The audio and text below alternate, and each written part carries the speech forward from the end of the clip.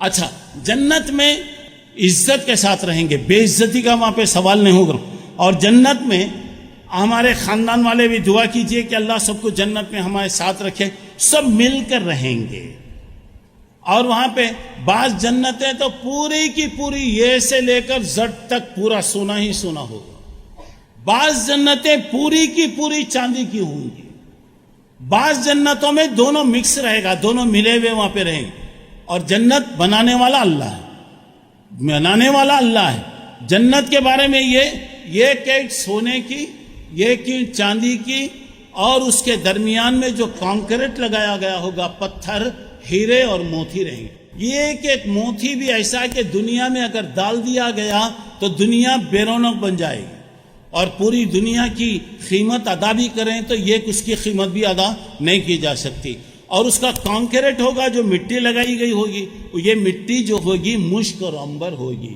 جنت کی گھاس ماشاءاللہ پوری گھاس بکھی ہوئے گی، قالین کے انداز میں رہے گی، اور پورے کے پورے سبز رنگ کی گھاس رہے گی. ہر وقت جنت میں عود جلتی رہے گی ماشاءاللہ، ہر وقت خوشبو ہی خوشبو آپ کو رہے گی. اچھا چلیے، اب اس کے بعد وہاں پر آئیے. جنت میں خوش اور خرم رہیں گے، صحت و عافیت کے ساتھ رہیں گے.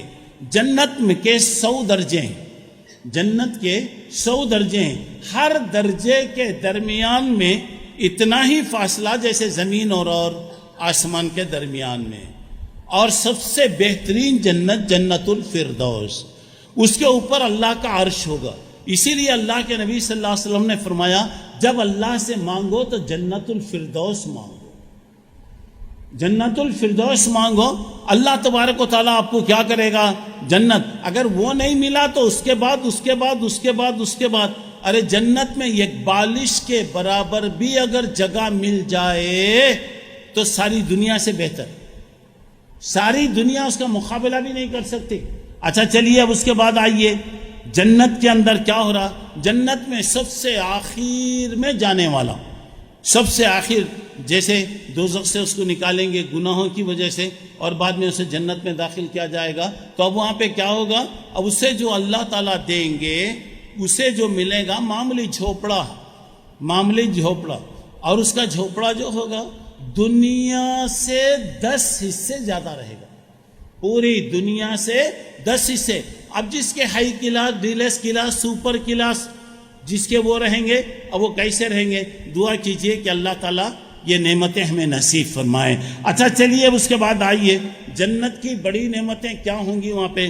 سب سے پہلی بات یہ ہے کہ جنت کی سب سے بڑی نعمت اللہ کی رضامندی، اللہ کی رضامندی. اللہ راضی رہے گا، سب کچھ ملے. اللہ اگر راضی نہ رہا تو بتایا وَرِضْوَانٌ مِّنَ اللَّهِ أَكْبَرُ ذَلِكَ هُوَ الْفَوْزُ الْعَظِيمُ.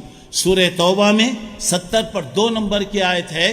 یہ اللہ کی خوشی، یہ سب سے بڑی خوشی ہوگی اور یہی اصل کامیابی. اچھا چلیے، دوسری بات، اللہ تعالیٰ راضی رہے گا، اللہ تعالیٰ راضی رہے گا. اور اس کے بعد کیا ہوگا؟ اللہ تبارک و تعالیٰ راضی رہے گا اور اللہ رب العالمین کا اعلان ہوگا تم ہمیشہ رہو گے، جوان رہو گے، یہ نعمتیں ہمیشہ رہیں گی، نعمتیں کبھی ختم نہیں ہوں گی، میں تم سے راضی ہوں، کبھی ناراض نہیں ہوں گا. اور اس کے بعد اور کیا ہوگا؟ ذرا اندازہ لگائیے گا. جنت میں اللہ کا دیدار ہوگا ماشاءاللہ. ساری جنتی جنت میں جانے کے بعد پوچھا جائے گا کہ جنتیوں تمہیں سب مل گیا یا ابھی کسی چیز کی ضرورت ہے؟ بولیں گے اللہ اتنا دیا، اتنا دیا، اتنا دیا، اتنا دیا، سوچ بھی نہیں سکتے، تصور بھی نہیں کر سکتے. اللہ تیرا احسان ہے. اور بھی اللہ کے جو نیک بندے وہ کہیں گے ہاں اللہ، ایک نعمت ابھی نہیں ملی، ایک نعمت نہیں ملی. جس اللہ کے لیے ہم نے مار کھایا، گالیاں سنے، گھر سے نکلے، وطن سے نکلے اور زندگی بھر ہم نے تکلیفیں اٹھایا، اللہ ہم نے تجھے نہیں دیکھا ہے، ہم تجھے دیکھنا چاہتے. اس وقت اللہ رب العالمین جنتیوں کے سامنے اپنی اصلی حالت میں ماشاءاللہ آ جائیں گے. اصلی حالت میں اللہ تعالیٰ وہاں پر آئیں گے.